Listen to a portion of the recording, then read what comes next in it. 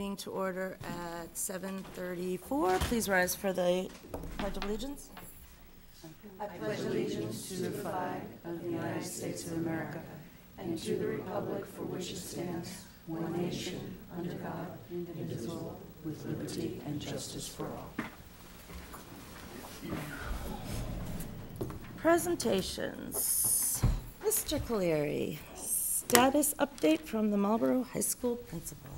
Oh, and Mrs. Buckley.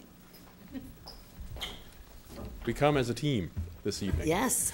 So I'll have Mrs. Buckley present a little bit of information about the graduating class of 2017, and then I can talk about some of the things that were included in the packet relative to, I think there were bylaws and activities and teaming and so on. Yep. So why don't we start with Mrs. Buckley? Thank you, Mr. Cleary. Good evening, everyone. I'd like to preface the information that I'm going to present tonight with the fact that I would like to bring forth more data next year, as we have recently acquired a new feature to our Naviance program called Alumni Tracker, in which I can gather more information regarding matriculation rates and other data on our postgrads. I look forward to doing that. Additionally, I have been working with the Guidance Administrators Network group, and I've been able to talk with them about trends in our area, along with the information that I'll present tonight on our most recent graduating class. We're finding across the state that more and more colleges are accepting more international students as applicants, almost up to as many as 20%. So that is something that our students are competing with, in addition to just the regular competition of a rigorous admission process. We're finding that there are more wait lists than usual and more study abroad options for students to take prior to actual enrollment in colleges. Those might be semester-long study abroad or year-long prior to actual admission to the college. And now to the information on the class of 2017. I did provide you with a report that I will reference here, as well as provide a little bit more background information. This year, our graduates had an acceptance rate to college of 52%, 18% of which were two-year colleges, 65% of which were four-year colleges. Of the four-year college admissions, 38% were to private four-year schools, and 62% were to public four-year schools, most of which were in-state. When we compare that to the last 5 years in Marlborough, we've seen a bit of a dip in the general acceptance rate. However, we're also finding that we have more challenges with our students, and we are formulating plans and have things in process to help encourage more acceptance and alternative plans for students post-grad. 9.4% of our students this year opted to take a year off, 14 of whom were males, 7 were females. I have yet to drill down to get more specifics around the demographics of those students. But the advent of programs like early college high school offerings, dual enrollment opportunities, pathways that will provide an associate's degree program, and programs like the Metro West College Planning Center and other interventions that we've put in place, I believe are going to help to support our students in finding alternates to a traditional post-grad plan. You will then see on the second page of the information I submitted a list of the colleges to which our students were accepted this year. 67 colleges and universities are listed there. The report and the information I gave you mirrors the Chelsea report that came out of DESE's Commissioner's Update. So following the admission rates for colleges, you'll see information on scholarships and awards. We've always prided ourselves in this city for the amount of monies that are donated to scholarship awards for our students. This year we had 106 scholarships given to 200 students for a grand total of $152,375. And this surpassed last year's awards by $27,000. Additionally, I'm providing information on the early college dual enrollment program.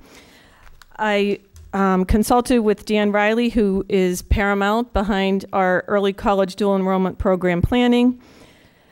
While most of our plans this year were prioritized for juniors, we anticipate there were some seniors who were able to benefit from early college high school. Next year's graduating class will be more telling of the impact that this program will have on our students, with an anticipated 70 graduates earning up to 840 credits and saving approximately $250,000. So that is just one example of how we will help to combat the ever-rising cost of college tuition rates for our students. And then finally, information on advanced placement. In 2017, there were 256 students enrolled in AP courses with a total of 511 exams administered. Of those students, 80% were eligible for free and reduced lunch. This was a highest rate that we've been able to provide for students with low income. And 80 of those students took 143 exams. Again, an example of a way that students can reach and attain college credits while in high school at a reduced cost. And then finally, of the 132 seniors enrolled in AP, they took 307 exams. Those results will be out in July, and I can provide you with more data at that time. Fantastic. Any questions? Any questions? Mrs. Matthews. Sharon, thank you very much for all the information. One of the questions, and I don't know if Naviance can help you with it or if it's even something the guidance counselors have been asking the question, of the applications, I'm trying to figure out what's the deciding factor for the kids. I know a lot of it is coming down to the financial part of it. Mm-hmm. And so I don't know if you're capturing any of that. The deciding factor on which school the school they student attend. chooses. Yeah. Yes. We are asking those questions, certainly not in a formalized manner through Naviance, but I can certainly embed that so that we get more hard data. Yeah. I can tell you that it is financial, by and large. More and more students are choosing or opting to go to a 2-year school and then transfer that associate's degree into a 4-year degree. And we are encouraging students to do that across the board. You know, not just those who might not have the means outright, but it sometimes makes the most fiscal sense for any and all students. So, And I'm sure that the bottom line is we're really looking to achieve here is making sure that all students are college and career ready. That's not always 4 years, even for the students in the top 10%, because each student has their own story, their own set of circumstances with their families. So we really try to be attuned to that and make sure that it's fitting their needs at the time. Many students will often see this as an all or nothing prospect, and we try to encourage them to think outside the box. So maybe you go part-time to associate's degree college or program, work part-time, save some money, you don't live on campus. So we go through all those scenarios with them. Bottom line, making sure that they're getting some type of post-grad education. Right. And I'm sure with the dual enrollments and the pathways and all the opportunities we're now giving as many of these kids, even, as you said, even if they have the means, it's still an amazing opportunity to be able to leave high school. Right. The other thing that's been beneficial, and we're working to do more with this, is the partnerships with the skilled workforce programming and the internship opportunities that the city, we're working with the city on. Many of these companies will offer tuition assistance, sometimes full boat. So if they come in to a a career fair that we most recently held this year and we plan to do again, employers are looking for those students who are serious-minded about working towards an end in mind or a career in mind, and not just a part-time job, but what will that bring me in addition. So that's another avenue. Great, thank you. Thank you, Madam Vice Mr. Chairman. Wolf? Sharon, also thank you for this information. As one committee member, I can say I really am interested in this information and love getting it. The more you can provide, the better, because quite frankly, at the end of the 13-year journey, for some not 13 years, but at the end of the journey, this is where we're trying to get them. And Right. I was pleased, just from an anecdotal point, because I wasn't doing an official count, but I was pleased that at least anecdotally, I felt like there were more kids maybe giving a 2-year or a 4-year college a try from this year's graduating class than other graduating classes. And I think I may have even talked to you or Maureen at the end of graduation, is just getting their foot in the door, even if it's a 2-year to start, get that experience, see how you do. I think you'll do well because you've graduated from Marlborough, and I'll stand by the education Right. that we deliver. And hopefully then they'll transfer on to even a 4-year to finish up their last couple of years. So I think this is reflective of some very good work on your part and thank everybody's you. part, including Yeah. Charlie's. So thank you. Well, I'm happy to hear that sentiment. I think it's important that we take a good look at who we are and how we can help our students. It's not all about do we have a higher 4-year college admission rate versus a 2. It's, are they all going somewhere? And that's what we're here for. Thank you. Thank you. Thank you. Thanks, Sharon.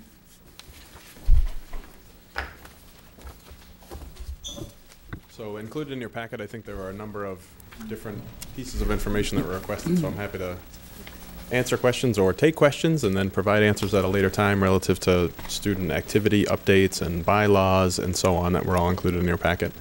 I wanted to update you in terms of where we are with 9th grade teaming, because this was a conversation that took place several times during the span of the school year.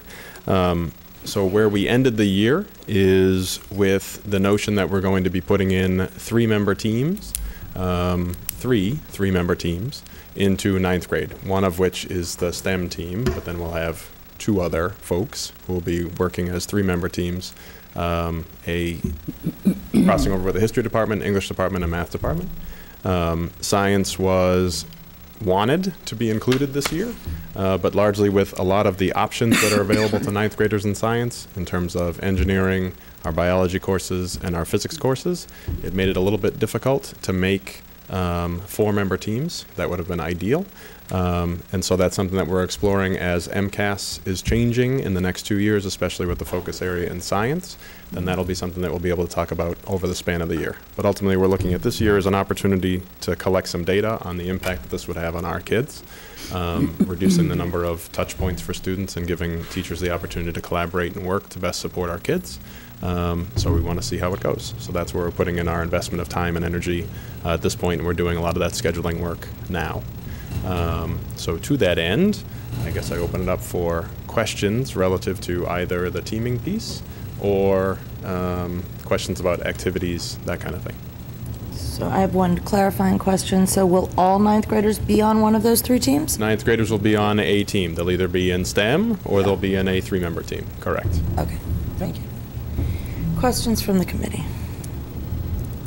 Who was it that wanted all the NAS? Yeah, so did you get what you wanted? Yeah. Thank you for providing us with all of it. And I have reviewed it, and I will have further questions down the road. Yeah. I guess this is something that you might not have. I may not have right answers to now, so that's I'm ready to record. Part of what sparked my curiosity was in talking to other people in other districts, especially when it comes to the honor societies. Mm-hmm. Everybody that I spoke to said they do theirs in the fall. And I said, well, we've always done ours in the spring. So then I started researching a little bit, and I'm still stumped as to why we do it in the spring. Because if you're a first-time member as a senior, your college or wherever you're going is never going to know that you've been inducted, because it's happening way after you've made your decision. Yep. And the expectation of becoming a member is also service and all the other things that go with it. And you would think that if you find out you're being inducted in the fall, you have now the rest of the year to fulfill your obligations, as opposed to now you get inducted in the spring or almost near the end for seniors, and you've done nothing other than receive a cord. Your eligibility got you there, but not the rest of the package, shall we say. Maintaining your membership. Correct. Yeah. So that was what sparked my curiosity into the thing. So that's part of it. But the rest, thank you for providing it, and it gave me a benchmark of things that I will bring forth in the fall, I guess. So, but thank you. Sounds good. It is interesting relative to calendars because every school district does it differently, and that's often the conversation that comes up is, well, do we do this in the fall, or do we do this in the spring, or do we do it in the winter, and whatnot, to kind of figure out what works best for the most Well, number and of the interesting students. thing is in the bylaws, in almost all of them, they're using the end of year grades. And they actually, some of it even says you'll be notifying people in the fall. And then it's like, well, wait a second, the induction doesn't happen for another 6 months, and then, oh, we'll give you some more grades to review at the end of the first term. It just seems to make it a much longer process than it needs to be. So, Okay. How did you do it in Chelmsford? National Honor Society was inducted in December, but the other ones were inducted in the spring. So, like I said, all districts do it Yeah. a little differently. Yes. And it depends on the number of students that fall in the categories that you're looking to kind of address or identify. Yeah. So more of our students are first-time inductees in junior year, so it gives them enough time Right. to get it on their resume for application for college. So those students who are not in senior year obviously get impacted in terms of timing. So Right. I guess the question would be we'd have to look to see how many people we're actually talking about.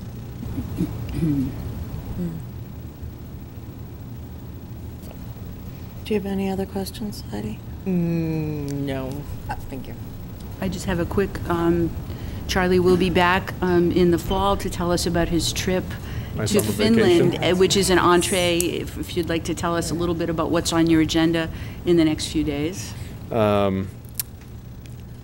Education first is I was able to acquire a scholarship to head to Yeah. Finland to be part of a group of educators from the United States to go and tour the educational system in Finland. So ultimately it gives us a chance to, selfishly gives me a chance to do a little bit more investigating in the Finnish system, given that they're rated so highly across the world in their achievement and accomplishments. And I've envied from afar some others who have been able to take advantage of these opportunities. So when this was presented to me, I was blown away. And it was a wonderful opportunity, so thank you for that. So I look forward to coming back and kind of sharing what I've learned with the chance to interact with the Finnish Department of Education and kind of observe some of the schools, and also participate in an international symposium in Milan relative with a whole bunch of other educators and so on, relative to the future of food, which is a nice little connection. Cool. So they do these global seminars or symposiums every year, and it's usually targeted with a school system that's either up and coming or a mainstay on the world stage. So I'm completely excited. So I take off on July 2nd, and I'll be back on the 10th thereabouts. So I'll be a bit jet lagged and weary and whatnot, and then I'll meet up with my family after that on vacation. But it'll be really exciting next week or so. Yeah, that's great. Yeah, thanks. Yeah. Yeah, Yeah, should be a lot of fun. Very exciting. that's great. Can't wait to hear. I can't wait to I go. do want to thank you for including the end of the year statements on the clubs. Yep.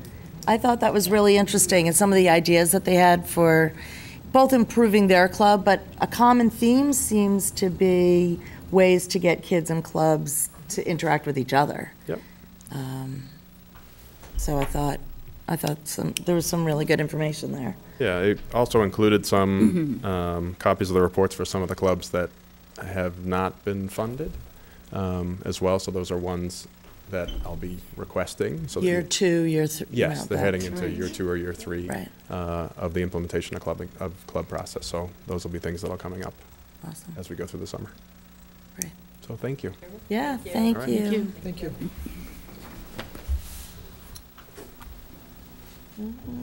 Okay, superintendent's report. Thank you, Madam Vice Chair.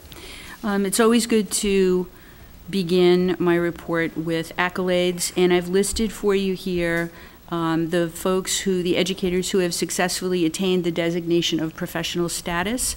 And these are people who have been deemed proficient in all of the standards as well as proficient overall. I would like to read, however, the special category of the early professional status. And the early professional status is a designation of educators who have been asked to remain in the district. The feeling is that they have much to give, and we would like to award them a professional status prior to that third year. And the contract reads that all of these people need to be presented to me by the building principal by May 2nd to be awarded early professional status. All got a certificate. However, these folks received a certificate from HR Director Patty Brown and myself in person in the last few days of school. And that is Jamie Gaynor at the ECC, Donna DeSantis at the ECC, Maria Vigent at Kane, Brittany Evans at Kane, Brian Zyman at Whitcomb, Carissa Goad at Whitcomb, Melissa Pavanka at the high school, and Lisa Cullington at the high school. And they were all very, very thrilled to receive this recognition. In our continuing effort to brand the district, we've talked a lot about that this year. I wanted to present to you some Facebook trends that Raina Rago presented to me, and that's in your packet of information and handouts. I think the three areas that bear a real look are page visits, weekly total reach, and people engaged, up 30%, 45%, and 41% respectively. So our Facebook page is getting a lot of visits, getting a lot of hits, getting a lot of engaged members of the community. So I wanted to share some of that with you. I know that Charlie and Sharon just left, but thanks to them for leading our leadership team in a discussion the other day of Profile of a Graduate, the exercise that I had previewed with you a few weeks ago when Sharon, Charlie, and I went to training on this. The graphic on my second page illustrates our collective representation of the top 6 skill areas that the team felt are essential for success in college and career. And it's interesting to note, of those 6, only 2 are different from the ones that Charlie, Sharon, and I had preordained for our training session.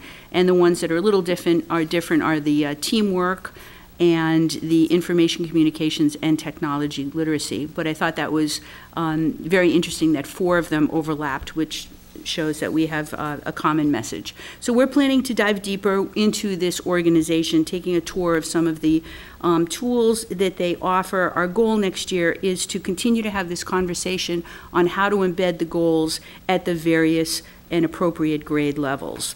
And also attached in the information handout section is the data that I spoke about with Mr. Walter not long ago, the 2017 seniors cohort of those who attended Marlborough Public School for their entire career and those who transferred in. And we talk about this as a theme all the time at this table. So if you'll take a look at that, I think there are some very interesting statistics here. Significant are those who've been with us from the very beginning with a grade point average senior year of 3.2 compared to the transfer cohort of 2.6. That one spoke the most to me.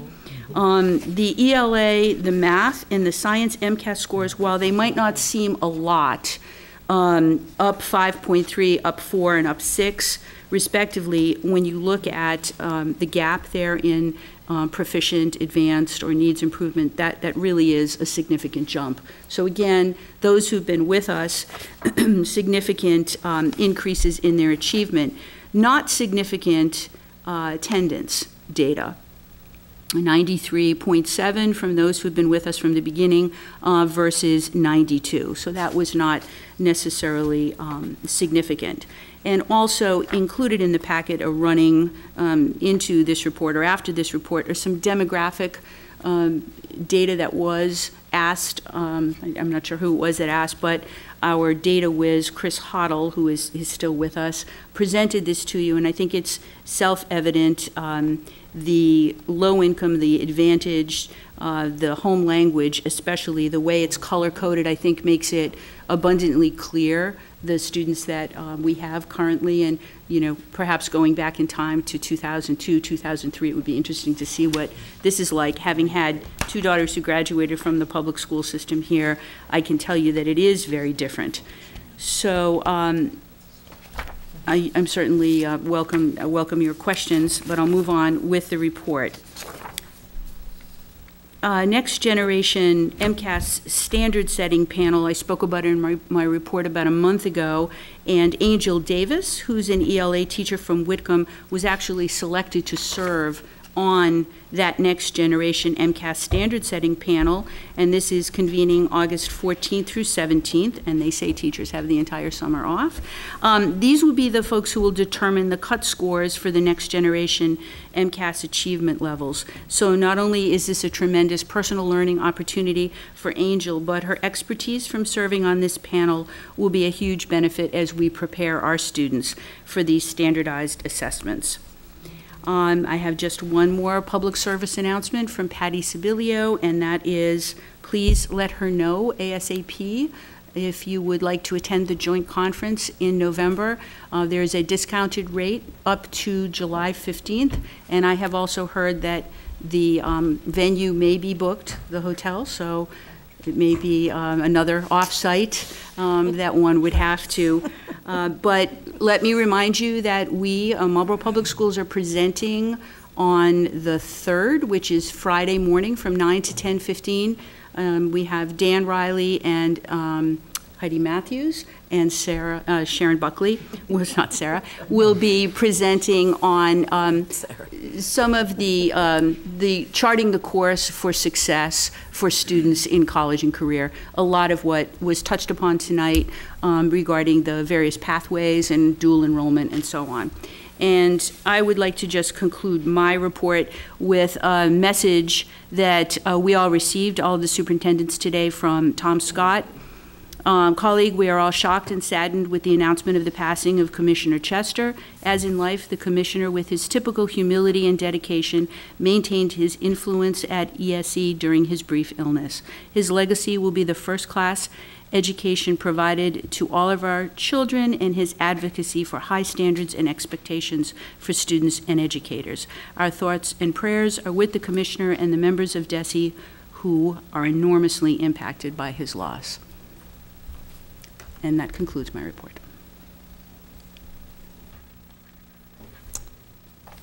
Any questions for the superintendent, Mrs. Matthews? Thank you for the detailed report on the demographics and stuff. I think this should be an ongoing, and it's interesting, as you said, you can definitely pinpoint some things just by the numbers that you've given us. You know, when you see the spikes in ELL and where it occurs, and Certainly. The hurdles we have to overcome. And do. And do, right. But at least by seeing this visually, we can target what we need to address. The SLIFE students totaling 41 is something that we never would have talked about several years ago. It didn't exist with the bulk of them, or many of them, at the high school, where the runway is so short to get them ready. And we do such a good job with that, as evidenced by Sharon's report. So thank you. Thank you. Anyone else? Okie dokie, Mr. Bergeron. Thank you, Madam Vice Chair. Quick report tonight. The food service account balances were $2,586. We're going to pay off that debt as of June 30th per the National School Lunch Program rules. It's about the same as last year, just a little bit, a tick above, but not too much above. Again, most of the year, the breakfast charging was kind of our largest problem. That continues to be the largest issue we face. But the online payments, again, we had an increase again year over year, which was good. To date, we've accepted over $270,000 in funds from our online payment service. Still getting really good feedback from everybody on it. So it's continuing. That program will be important going into next year. One of the items on the agenda tonight, I just wanted to talk to you briefly, was the extension of the contract with Aramark for the food service management of our cafeterias. Generally, I get the extension after the school year is over because we're waiting for new rules from the federal guidance to get it up to speed. So last year I came with the same request as school committee, and that is to authorize me to go into an extension. It still goes through all of the proper signatures for the superintendent, the mayor, and everybody at City Hall. But I need a vote of the school committee to allow me to enter into an extension with them. They have met their financial guarantees every year we've had them. This will be the 4th year of the contract. I'm in favor of moving them forward again next year. I think we have a great new food service director, Jenna, who's doing a great job. Her background as a dietitian.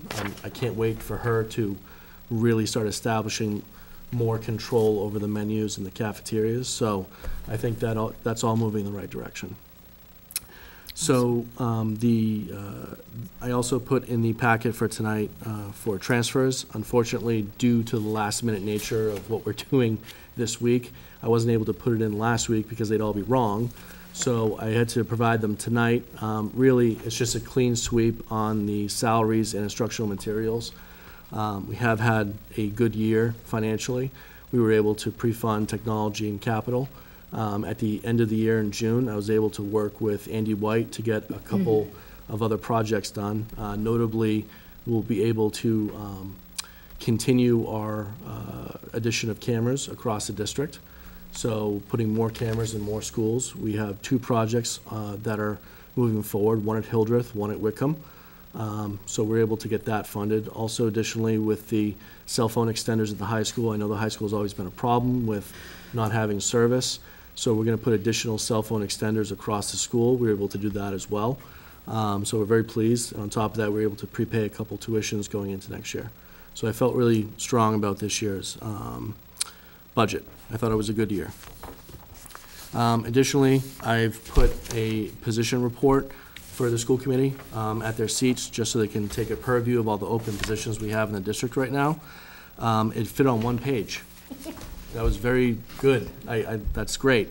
Compared to where we were last year at the same time, I think you'll see that a lot of these positions have been open most of the year because we've had, trying to fill some of our behavior tech positions, some of our para positions, custodian.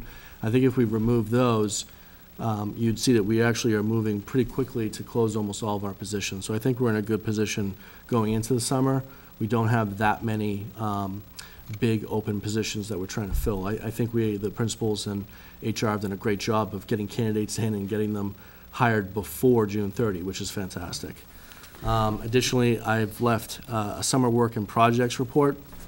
I met with Andy White this morning, and above and beyond the project I just mentioned, the camera work that we're doing at Hildreth and Whitcomb, the cell phone extenders, and the normal cleaning, Andy provides me with a report of a lot of the project type work that the custodial and maintenance staff will be doing in the buildings. And I just wanted to share that with you, just so you have an idea of what we're getting done this summer, and what we hope to have all done before the school year starts. It's a busy summer. It's always a busy summer, so we're looking forward to it. Thank you. Thanks, Mike. Any questions? Mrs. Matthews? Mr. Bergeron, the food services, I know we have a vote coming up, and you said that they've been meeting their financial guarantees, but is it, are we making money, are we losing money, are they having to foot the bill for extra things, or we having to foot the bill for extra things? It's a great question. So if you look at food service in a revolving account is its own account. Right. So we're allowed to carry forward money if we've made profit in our program. But one thing I have to mention is that we are lucky in some ways because the city pays 100% of the benefits cost of the employees on the city side of the budget. Okay. So if you look at the food service program as a whole, it's generally even, and then depending on the cost of the insurances, sometimes in the hole. Because of the profit, if we were going to make, and our guarantee is about $170,000 per year. Yeah. I know just our health insurance bill goes well above $150, just for those line items. So if you add in dental, the Medicaid, all of the OPEB liabilities that the city's facing, we're probably even, if not losing a little bit of money. But in the food service revolving account, we're allowed to use that money that we're getting now to fund capital items and to continue to operate the program. So that's a really good question. So if you looked at it from a total cost perspective, I'd say we're either even or slightly losing money. Does the program that you spoke about several meetings ago for the free lunches, breakfast and lunches for all. Yep. Does that have an impact on the direction that that would take as well? Because you would get funding based on A formula. a formula, right? So, They usually multiply your rate that you get from the state of the children who are eligible for subsidies. So if your rate of that was 40%, they multiply that by 1.6. So you would have 64% of your students get the federal reimbursement rate, and the rest would get nothing. So that would have a direct impact on your profit and on your loss statement. costs, right? Because you'd be taking in a lot less revenue. So when I do my analysis next year, I have to look at the revenue we're currently getting through sales and reimbursement versus the federal rate, which means we wouldn't be taking cash checks or any, online payments. So that would be a much different scenario. And how, well, and then obviously it affects the service provider as well, right? And their guarantee, I mean, it's got to go hand in hand at that point. Right, when we bid this out, it wasn't using that formula. Well, exactly. So would it require going, if you went in that direct, or recommended going in that direction, would it require us going out to bid again or I think looking it at? would. Okay. Because what you're drastically changing The formula. the the revenue funding. that the It's a different district is gonna get. contract, And you'd have to look at a lot of different issues. For example, like Aramark right now pays for a lot of items out of their own budget. So for example, they pay for our point-of-sale system, they pay for maintenance of the equipment, they do pay for quite a few things that if we were in a much tighter situation, they might not be able to pay for those. Got it. We might have to pick those up.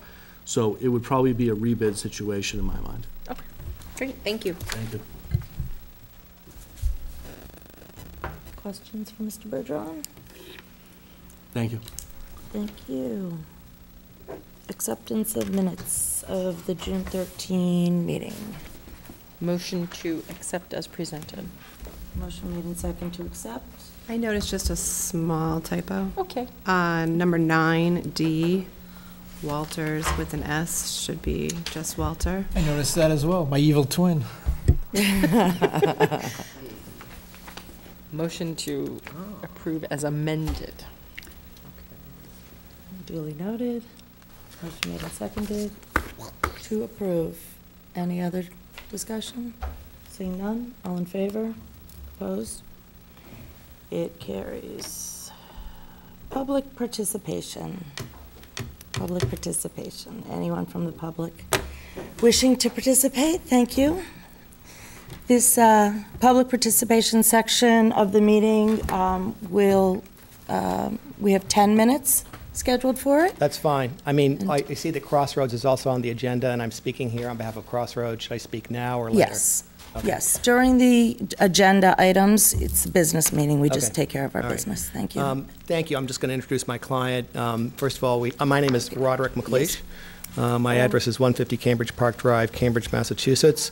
With me tonight, if you can come up here, is Anthony Camilleri, who is the president and CEO of Crossroads, and Kevin Hardy, who is the program director. I'd like first to have Dr. Camilleri just say a few words about Crossroads.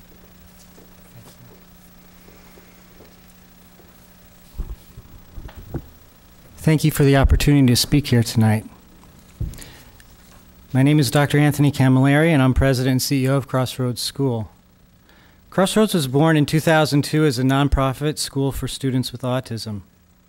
We have had full DESE approval since our inception.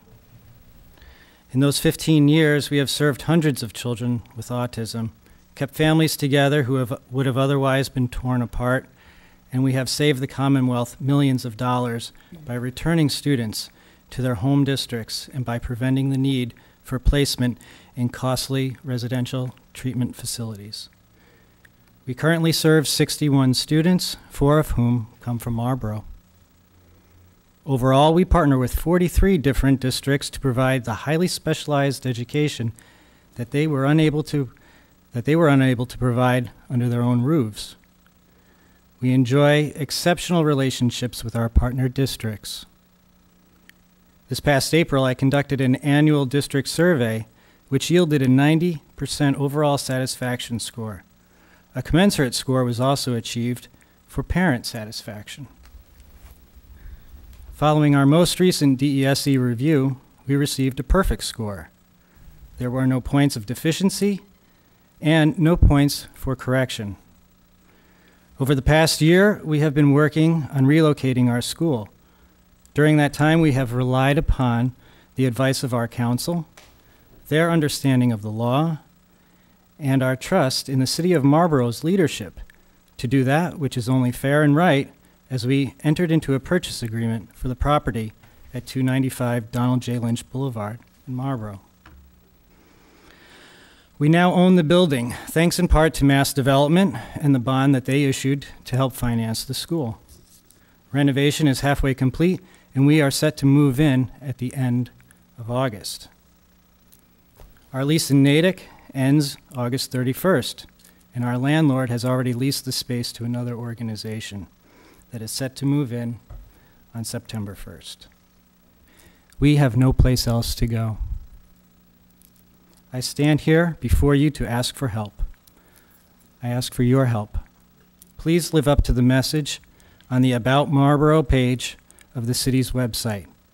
The very first sentence reads, "Welcome to Marlborough, Massachusetts, the crossroads of New England." In closing, I would like to remind you of the words reiterated time and again by moral champions throughout the ages. You can judge a community by how well it treats its weakest members. Thank you for your time. Thank you. Can I just ask you to state your name and address for the record? Yes. Thank you. My name is Dr. Anthony Camilleri, and my address is 43 Teal Road, Bolton, Massachusetts. Thank you. Thank you, Tony. I just want to clarify for the committee that we were told on June 5th by the superintendent that this matter was not going to be taken up on June 13th, which is why we were not here the last time. And I note Ms. Hennessy's email where she said the matter was taken up organically. I'm not sure I know what that means, but I look at tonight as an opportunity to start basically from a clean slate de novo.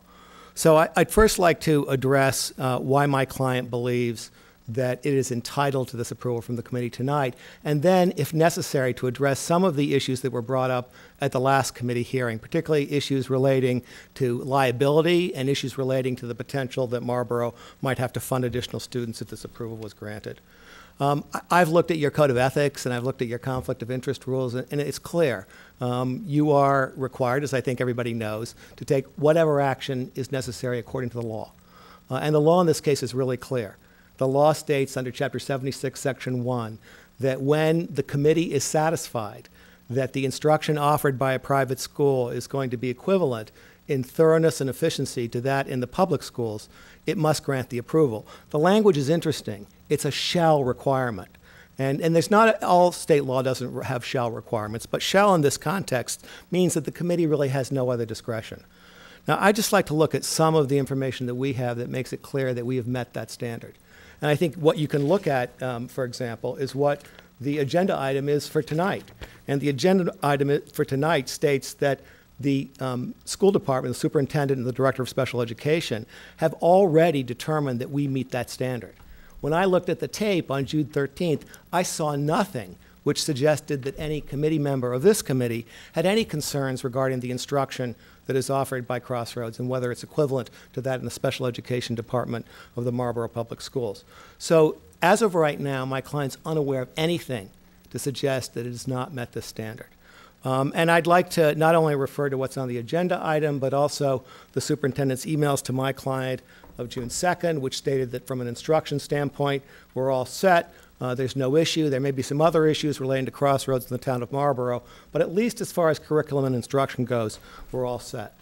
Now, in this context, I'd just like to cite one of many cases that I'm sure your council is familiar with, but one of them is the Johnson versus District Attorney for the Northern District of Essex County. That's a 1961 decision, which makes it very, very clear that when the language shall appears in a statute, that is commonly a word of imperative obligation and is inconsistent with the idea of discretion.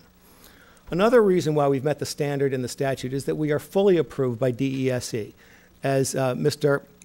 Camilleri recited, we received a full mid-cycle review from DESE this year with no citations.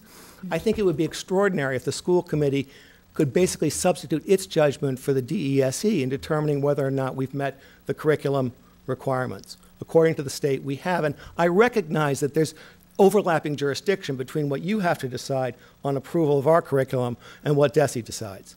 I think it is overlapping. I understand some of the committee's frustration with the statute.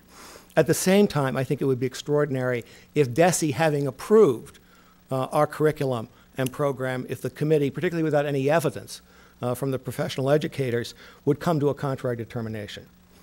And I want to make it clear that this is not kind of an esoteric debate.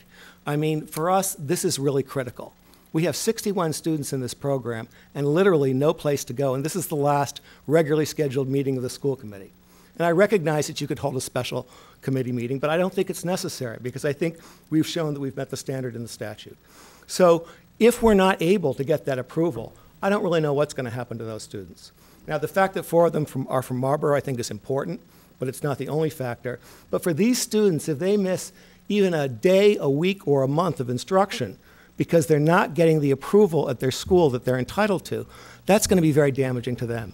And I don't think any member of this committee wants to be responsible for that where the language of the statute is so clear.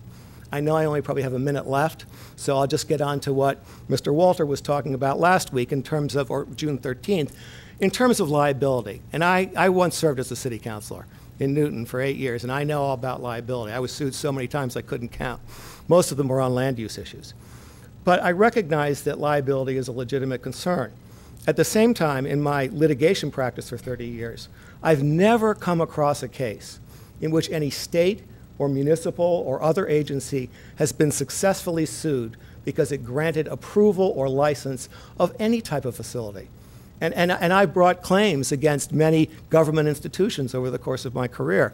I can't imagine that by approving this, you would be realistically, apart from law school hypotheticals, realistically subjecting yourself to any type of liability. What would the claim be? That you approved a program that wasn't entitled to be approved on its curriculum? Is that educational malpractice? You know, for some parent who said we relied on this?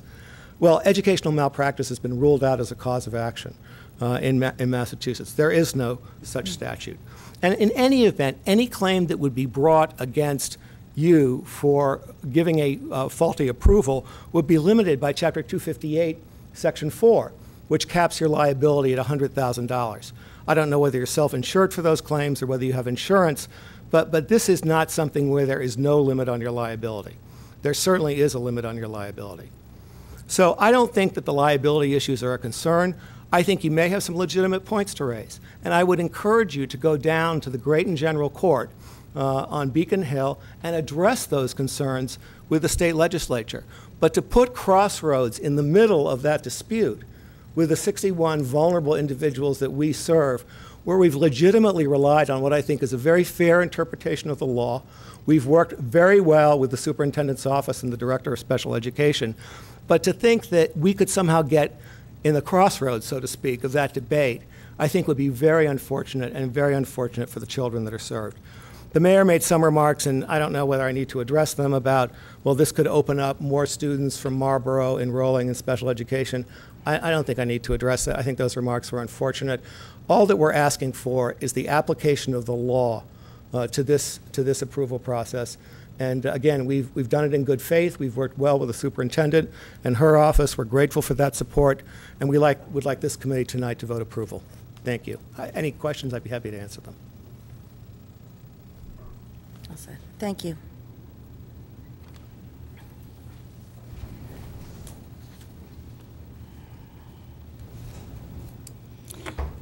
Action items. FY17 operating budget transfers. Mr. Bergeron. Thank you, Madam Vice Chair. The operating budgets that I put in front of you tonight are just to clean up some of the deficit accounts for salaries and instructional materials. At the end of the year, generally, I try to go through and clean up as much as possible before we do our year-end reporting to the state on our finances. There will be a couple accounts that are in deficit right now.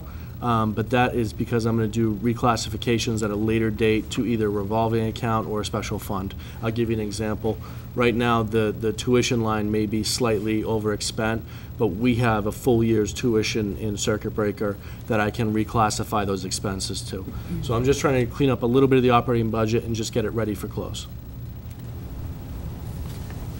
Motion to approve the transfers. Motion made and seconded to approve. Any discussion? Seeing none, all in favor? Opposed? Thank you. Carries. Thank you. FY18 Food Services Contract Extension.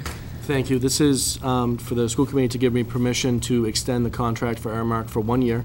As you know, when we bid it out as a 5-year contract, it's a series of 1-year contracts that we have to vote on due to the changing rules every year and federal guidance that we receive, mostly due to the reimbursement rates that we get. So this will be the 4th year of a 5-year contract. Like I've said, they've met their guarantee each year. I'm pleased with how things are moving. I think we can get better, but you know, I think that's a long-term goal. But I would recommend to you, if you can allow me to extend the contract, I'll work with Aramark over the next couple weeks. I'll get the contract set. We will send it through all the protocols at City Hall. And when will we get to meet the new director? Usually Aramark comes in the fall. Yeah. And this fall, what I'd like to do is wrap that into several things. We have the federal program for free lunch for everybody. We're also going to have a pretty large capital buy going into next year, and just a normal update. So I'd like to bring them probably in early October so we can talk about all 3 of those issues. Great. Entertain a motion? Motion to allow Mr. Bergeron to enter into an extension. Made and seconded to allow Mr. Bergeron to enter into an extension. Any discussion? Seeing none, all in favor? Opposed? Thank you. It carries, thank you. Application for Crossroads School. So we erroneously took a vote at the last meeting, and I would entertain a motion to rescind that vote. The vote we took was not on the agenda, and it should not have taken place. So on this, I will make a motion to vacate and rescind the June 13 vote relative to approval of the Crossroads Schools curriculum. thank you. Seconded by Mrs. Matthews. Any discussion? Seeing none, all in favor? So the vote from the 13th is rescinded. I would then entertain a motion to, well, regarding the vote on the application for Crossroads School, which is on the agenda this week. Motion to approve the Crossroads application. Motion made and seconded to approve. Any discussion? Mr. Walter. Thank you, Madam Vice Chairman. Thank you to the Crossroads representatives for appearing tonight. Thank you, Attorney McLeish, for your input as well. I am going to abstain from the vote on the Crossroads curriculum, but I do feel it important to make a point. My decision to abstain is not driven by and should not be viewed as an indictment of or criticism of the Crossroads School. I think by all accounts you serve an important constituency and you do your job very well. Nor should you be faulted for simply following the statute and appearing before this committee and seeking approval of the curriculum, as faulty as that statute may be. The main driver of my decision to abstain is not even the liability issue. That is one issue that's a secondary concern. But I have a fundamental or philosophical difference with the statute. I do not believe that public school committees should be charged with the approval in any way, shape, or form of any aspect of a private school, for the very simple reason that we have no governance, monitoring, or even supervisory authority over such schools. This could all be handled in-house by DESE, I guess in sum, what I am saying, gentlemen, is I don't believe you should have to come to us for this approval. And as novel an idea as that may be in terms of an elected official not believing that he or she should have a power that has been delegated, that's my position. I am fundamentally opposed to these committees, public school committees, having any say in approving any part of schools that we do not govern. Period. End of story. As a secondary concern, I have the woeful construction of the statute, and the liability is but one part of that, and I've said my piece, and I'm not going to get into that. But again, I do think it important to note that my decision to abstain is not driven in any way, shape, or form with any animus towards the Crossroads School, but I must remain true to my principles, and since I do not believe that this issue should be before this committee, and as I do not believe that the statute as currently constructed does provide sufficient clarity or safeguards to not just this committee, but the city of Marlborough, and in fact to the private school as well, I am compelled to abstain. I cannot in good conscience cast a vote on the merits, whether yay or nay. So with that, I would just ask that the record reflect my abstention, please. Did you make a motion? Did I second it? Did I second that motion? Yes. Yes. Any other discussion? Seeing none. All in favor of the approval? All against? And one abstention. So the measure passes. Thank you. Superintendent's evaluation. I get a gold star. So we'll just give folks a moment. Brief moment. So I would like to entertain a motion to table this.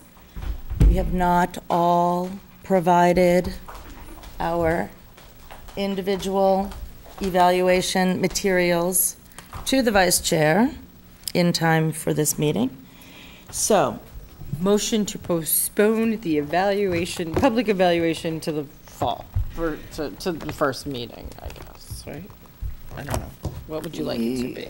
well, we need to have the data into the system by August. August 3rd. So, All of you, not me. Thank you. members who have not already turned in their materials for the superintendent's evaluation need to, actually, I need to look at a calendar, need to get them to me. If we could give Mrs. Weintraub a week or so that's her latest, that's the final transmission date to DESE with the information. So we're giving her a week, and we're giving me, So August 3rd is a Thursday. correct. I'm giving up this saying. I did mine. Thank you, Mrs. Matthews. You abstain. Okay, I'm giving you all a drop-down deadline of July 21st. That'll be fine. That'd be fine. Please have that noted in the minutes, Madam Clerk. July 21st, I need to have them in my possession. And please entertain the motion to, Motion to require the evaluations to the vice chair by July 21st so that the information can be submitted, and then we will do a formal evaluation summary for the superintendent in the fall. in the fall, whether you. it's the first meeting or the Thank second you. meeting, whichever. Appreciate it. That was a really long motion. Seconded. Good lightning. Any discussion? Seeing none. All in favor? Opposed? It carries. There will be no motions on gold stars, but thank you, Mrs. Matthews, for your And as I said, relative promptness. Acceptance of donations and gifts. We have the Violet Woods designed Marilyn McDonald proprietor donation to the MHS clothing classes for $1,700. Motion to accept with gratitude. Motion made and seconded to accept with gratitude. Any discussion? Seeing none, all in favor? Opposed? Carries. Raytheon-sponsored RSVA to the MHS STEM program, $900. Motion to approve with gratitude. Motion made and seconded to approve with gratitude. Any discussion? Seeing none, all in favor? Opposed? Carries. And the Bio Ridge Pharma grant for MPS students and staff, $10,551. Motion to accept with gratitude. Motion made and seconded to accept with gratitude. Any discussion?